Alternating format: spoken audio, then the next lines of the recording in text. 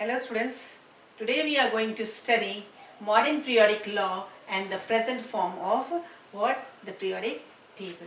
Okay, now actually before coming to the modern periodic law, let us see of the concepts given by Mendeleev also according to his periodic table what it is. Okay, so Mendeleev also formulated a periodic table, isn't it?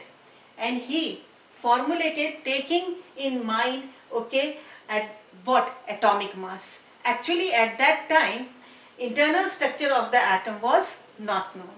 So what happened? So whole concept of atom was not at that time. Okay, so what happened? His periodic table was not so efficient. Whatever work he did by prediction. Okay, now in the beginning of what?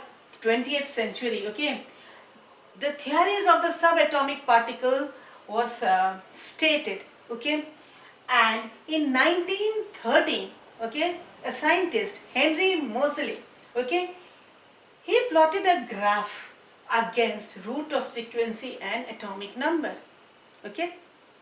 Surprisingly, he saw the graph was a straight line. And how did he study about this? He studied with the help of X-ray spectrum, okay, and he saw what?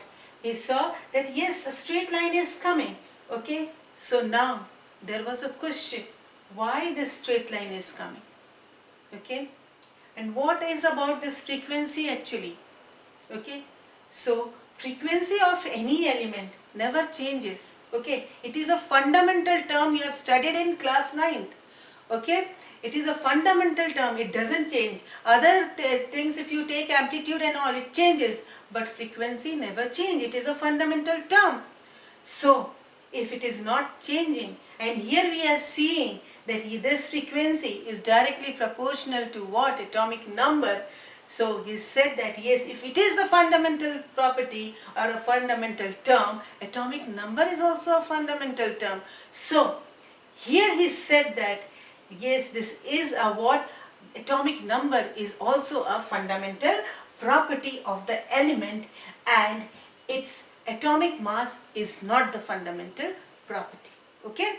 And so here this revolution of atomic number replacing what? Atomic mass came, okay. Here the atomic mass was now replaced by atomic number, as we now, he was at that time able to know that yes, this is also a fundamental property, as here the frequency is the fundamental property of that element, okay. So this was replaced, atomic mass was replaced by what?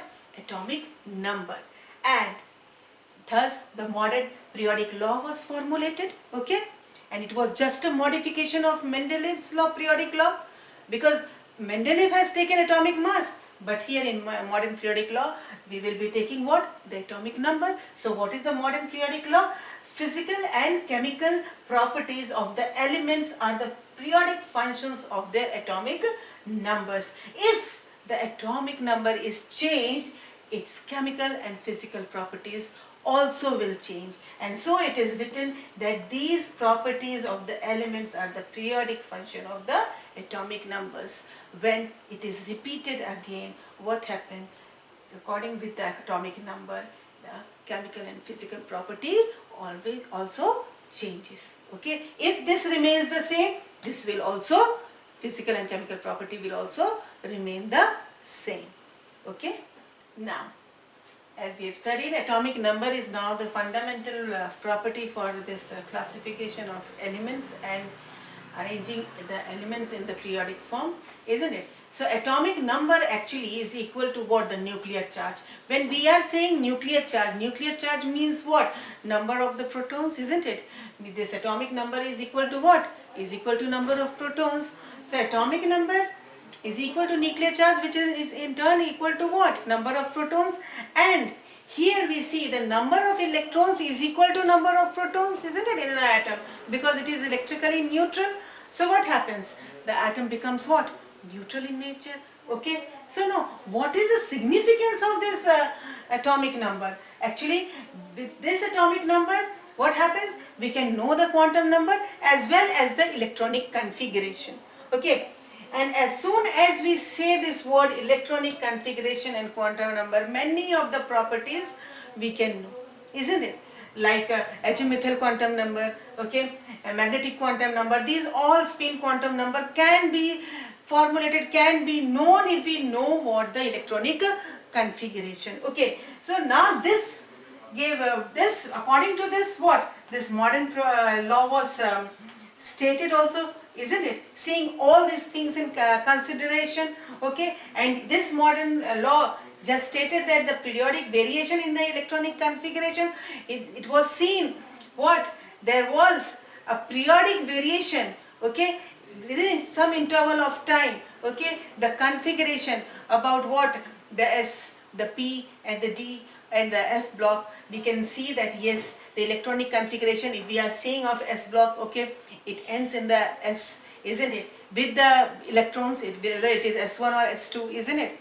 Now, we mostly use what? Long form of periodic table. Actually, number of periodic tables were formulated, okay, but the table which we use is the long form of periodic table, okay. This long form of periodic table consisted of what? Horizontal rows and vertical columns, okay. So horizontal rows, when we are saying this is this, okay, this represented the what?